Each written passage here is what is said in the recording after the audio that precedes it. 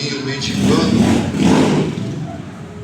A palavra do Senhor é bem clara em dizer que ele estava na beira do caminho mendigando. Foi quando o Senhor Jesus Cristo, depois de um longo percurso, que o Senhor Jesus Cristo veio aqui desde o versículo 1, que ele vem falando aqui sobre o divórcio, sobre o abençoar as crianças, também o jovem rico e o pedido dos filhos de Zebedeu. Chegou nesse momento que o Senhor Jesus Cristo foi para Jericó, e ele estava ali saindo de Jericó e com os seus discípulos e uma grande multidão. Foi quando esse homem estava ali sentado, na beira do caminho mendigando, pedindo esmola a todos aqueles que passassem ali por aquele caminho. E assim, ele, nada bobo, ficou sabendo que o Senhor Jesus Cristo, estava ali passando. Meus amados, a fama do Senhor Jesus Cristo, desde quando ele saiu do deserto, depois que ele foi tentado ali pelo diabo, quando ele saiu do deserto e começou a pregar a palavra do Senhor, e começou a fazer milagres, sinais, prodígios e maravilha, a fama do Senhor Jesus percorreu por toda Israel e alguns países ali vizinhos. Todo mundo ficou sabendo que tinha um homem Israel que estava fazendo sinais, prodígio e maravilha, mas ninguém sabia quem era. Foi quando, eu acredito assim, dessa forma, que Bartimeu ele também ficou sabendo do Senhor Jesus Cristo. Mas por revelação, meus amados, eu estive lendo, estudando, pesquisando sobre esse jovem, sobre esse homem aqui, Bartimeu, Timeu, que é o nome dele. Eles vêm falando que é filho, mas eu não vou entrar nessa questão aqui não. Mas esse rapaz que estava ali, eu acredito que ele ouviu falar do Senhor Jesus Cristo, meus amados. Da mesma forma que aquela mulher também que estava ali, sofrendo há 12 anos com aquele fluxo de sangue, ela ficou sabendo do Senhor Jesus Cristo. Então a fama do Senhor Jesus Cristo, meus amados, eu acredito que chegou também nos ouvidos desse homem. Foi quando o Senhor Jesus Cristo entrou ali em Jericó e ele vinha saindo de Jericó. Foi quando esse homem, meus amados, ele teve a oportunidade ímpar da vida dele, a oportunidade única que ele teve na vida dele, a qual ele nunca mais ia ter. Então o Senhor Jesus Cristo ele veio passando ali naquele momento. Foi quando ele ouviu aquele alvoroço, uma pessoa que tem deficiência nos olhos, que não enxerga, ela tem uma audição muito boa, ela consegue ouvir muito bem, é o famoso chamado de ouvido de tuberculoso, ela consegue ouvir muito bem, meus amados. Então aquela multidão vindo ali, ele começou a perguntar o que era aquilo, e foi assim, disseram para ele que Jesus estava ali passando. Foi quando ele começou a gritar: Jesus, filho de Davi, e ouvindo, ele falando aqui, o versículo 47, e ouvindo que era Jesus de Nazaré. Eu ouvindo, porque ele ouviu, porque ele perguntou, irmão, não é porque todo mundo estava gritando, ele perguntou a alguém, e ele ouviu que era o Senhor Jesus Cristo que estava passando. Naquele momento ali, ele começou a gritar: Jesus, filho de Davi, tem misericórdia de mim. Jesus, filho de Davi, tem misericórdia de mim. A multidão repreendia ele para que ele se calasse, e ele, nada bobo, ele não tinha nada a perder, irmão. Se fosse de morrer, ele ia morrer. Se fosse de viver, ele ia viver. Ou seja, ele tentou, irmão. Ele tentou e ele fez o que? Começou a gritar no meio da multidão, irmão. No meio da multidão ele começou a gritar e aclamar Jesus, filho de Davi. Meus amados, eu creio que esse homem ele teve uma revelação da qual ninguém teve ali. Até os fariseus, os discípulos, todo mundo que seguia ele não teve essa revelação que era o filho de Davi. Ali ele já estava falando até mesmo sobre a profecia, sobre a genealogia do rei Davi, que dele sairia o Messias. E ali ele fez uma coisa, meus amados, que ninguém estava fazendo naquele momento, gritando: Jesus, filho de Davi. Porque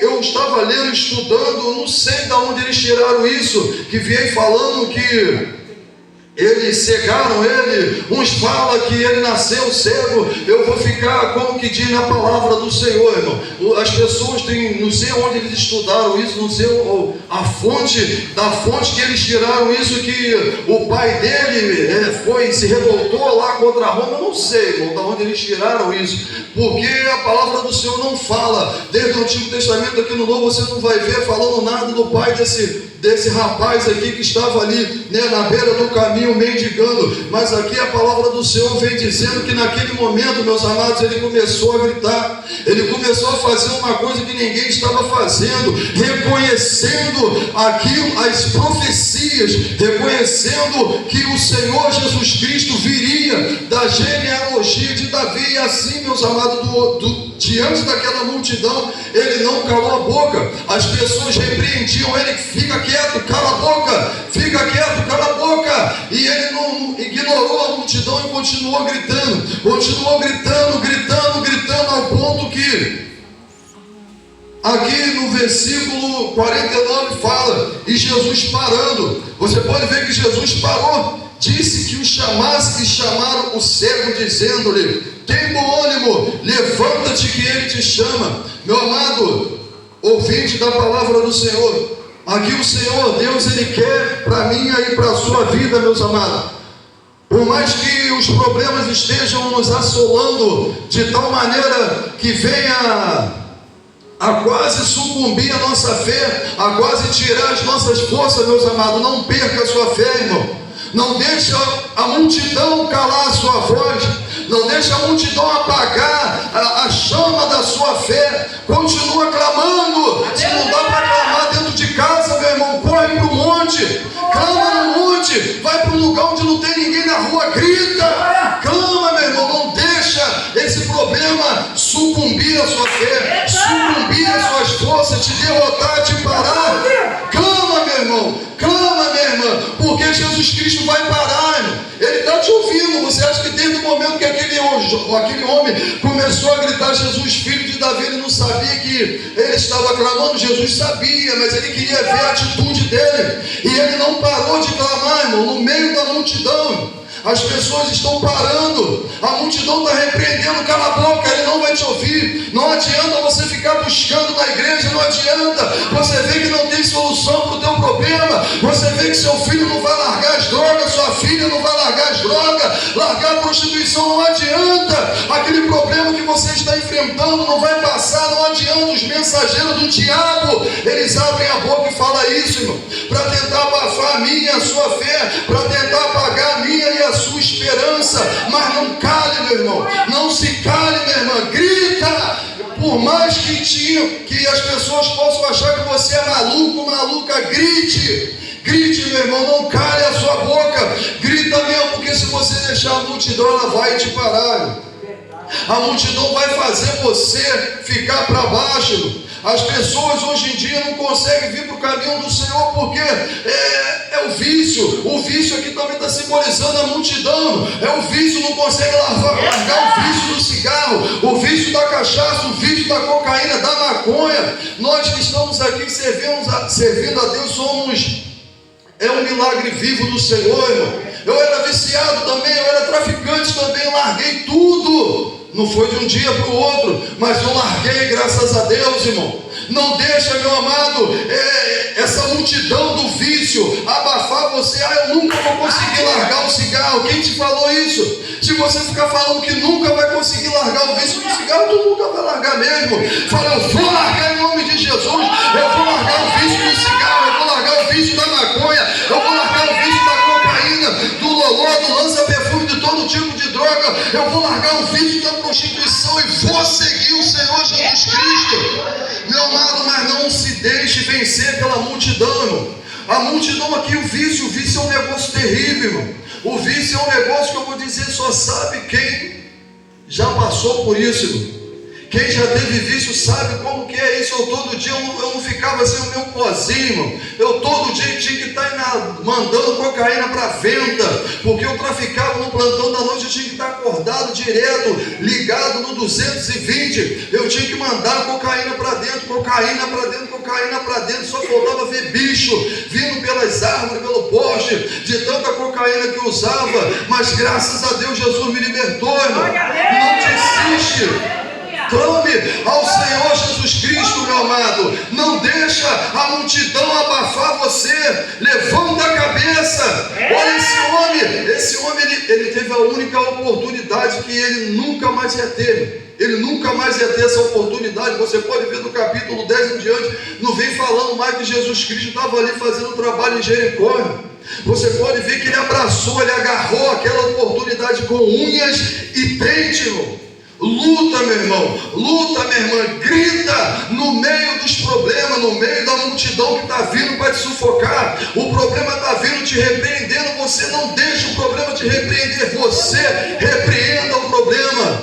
Luta pela sua libertação, luta pela sua família, luta por essa causa que você está aí lutando, né, na justiça, que nós sabemos que esse governo é um governo corrupto, é um governo entregue a Satanás, mas luta, meu irmão, luta, minha irmã, na oração, no jejum, persevera, não desista não, você vai vencer, você vai receber a sua cura, a sua libertação, a sua vitória, mas você não pode calar a sua boca, porque se esse homem calasse a boca dele, ele ia perder a bênção, ele ia perder aquela vitória que ele estava tendo ali. Aquela bênção estava já na mão dele, mas ele tinha que gritar, irmão, porque o Senhor quer uma atitude de mim, de você. Você vai ter a vitória, você vai receber a bênção, você vai receber a libertação, mas é necessário você clamar.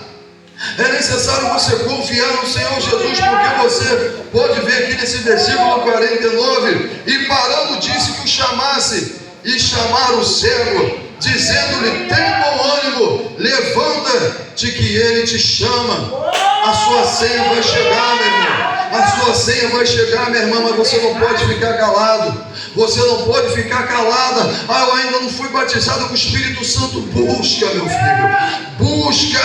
Vai para dentro do jejum. Vai para dentro. Você quer ver o segredo? De madrugada. Vai de madrugada. Fica de madrugada acordado, de meia-noite a 3 horas da manhã. Se você de repente trabalha, coloca o relógio para despertar e ora durante o dia, jejua, come a palavra, lê, se santifica. Você vai ver se o Senhor não vai te batizar com o Espírito Santo, porque Ele mesmo falou: fique em Jerusalém, até que do alto seja revestido de poder. E depois disso, ser-me-eis testemunha, tanto em Jerusalém, na Judéia, Samaria e nos confins da terra, meu amado. Busca o Senhor pelo batismo com o Espírito Santo. E você ainda não é batizado com o Espírito Santo, peça ao Senhor revestimento de poder para Ele poder te encher com o Espírito Santo, meu amado. Não deixa a tristeza te assaltar, não deixa a angústia tomar conta da sua mente, do seu coração, meu amado. Não abaixa a cabeça, grita no meio da multidão, grita no meio desse problema que você está passando, meu amado, porque no versículo 50 fala: e ele, lançando de si a sua capa, levantou-se e foi ter com Jesus. E Jesus falando, disse-lhe: que queres que te faça? E o cego lhe disse: que eu tenha vista. Jesus perguntou a ele, meu amado, Jesus perguntou a ele naquele momento. Ele podia falar: eu quero ser rico, eu quero ser milionário. O que adiantaria ele ser rico, milionário e cego? Não, ele pediu aquilo que era mais importante para a vida dele. O que é o mais importante para a sua vida, meu irmão? É uma porta de emprego? É possível. É uma cura? Por mais que Deus usou até o pastor para falar aqui, mas eu não estou querendo ser contra a palavra que ele estava falando, não. Mas a cura é mais importante para a sua vida? Ou é a sua salvação? Qual é mais importante para você? Eu sei que nós dependemos da nossa saúde, meu amado. Eu sei que nós precisamos de um emprego. Eu sei que nós precisamos ter uma casa para viver. Mas qual é o mais importante? Qual é o mais importante para a sua vida hoje? Pensa o Senhor. Se é o emprego, fazer o quê? Você de repente vai ficar no mundão aí, com um emprego bom, com o risco de morrer, perder a salvação. De repente é uma cura na saúde. Deus pode te curar que hoje você vai ficar no mundão com risco de perder a sua salvação. De repente é uma casa, de repente você pode ser contemplado lá no minha casa, minha vida, te chamarem, você pode ir ter sua casinha, o risco de perder a salvação ficando aí no mundão. O que é mais importante para a sua vida hoje, meu amado? O que é mais importante para a sua vida, meu irmão, minha irmã, nessa noite? Pensa aí, irmão. Se você quiser a cura, peça a Deus. Se você quiser a casa, peça a Deus. Se você quiser a libertação, peça a Deus. Se você quiser a porta de emprego, peça a Deus, irmão. É o mais importante para a sua vida, mas só toma cuidado, porque não adianta a gente ganhar o mundo todo e perder a nossa salvação, irmão. Peça a Deus o mais importante para a sua vida hoje. Jesus está te dando a oportunidade, ó. Que queres que te faça? Verdade! Aleluia! Que queres que te faça? O Senhor está te perguntando. Você responde para o Senhor nessa noite. Responda para Ele. O cego falou que eu tenha vista, né? Senhor, eu quero ver, Senhor.